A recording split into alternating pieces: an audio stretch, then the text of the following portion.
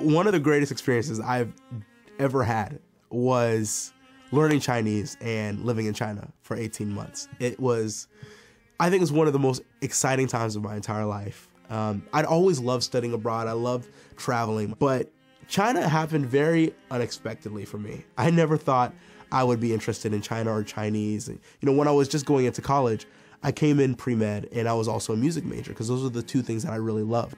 And China kind of hit me like a train.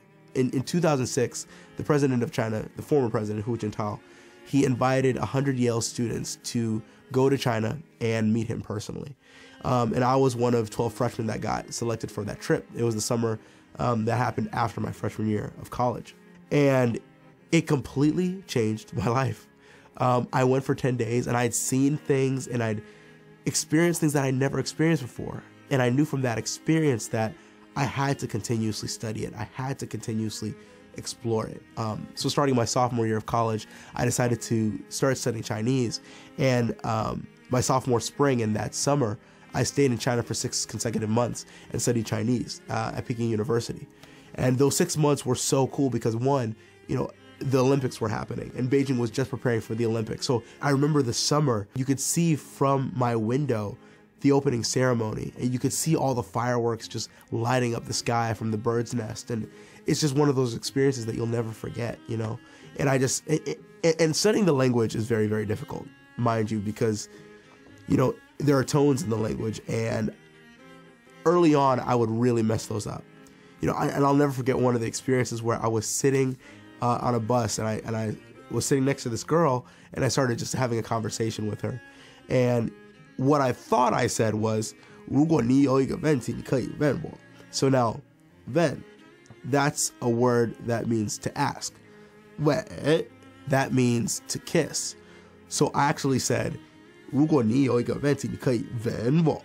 Which means if you have a question, you can kiss me rather than you can ask me.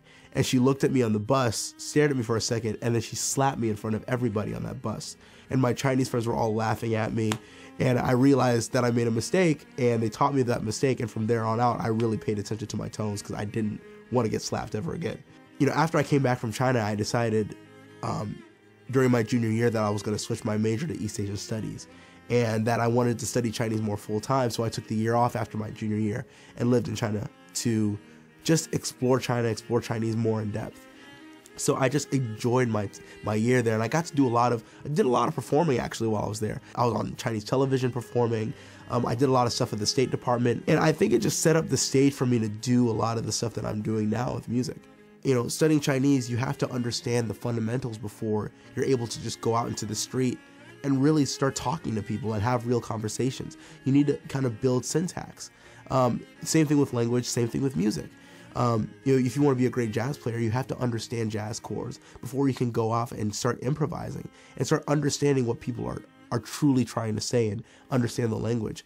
And that was really important to me because I think with what I'm doing with beatboxing and cello playing and kind of the skills that I've gained, I'm trying to use this musical knowledge to speak a language.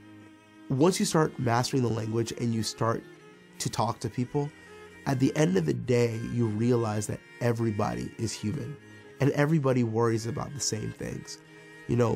Parents still wonder in Italy and in China and in America whether their child is going to go to college, whether their child is going to be safe, whether they're going to have social lives, whether they're going to have careers.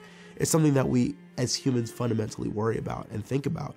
Everybody has a different, I think, cultural understanding, but music can still break through all those barriers.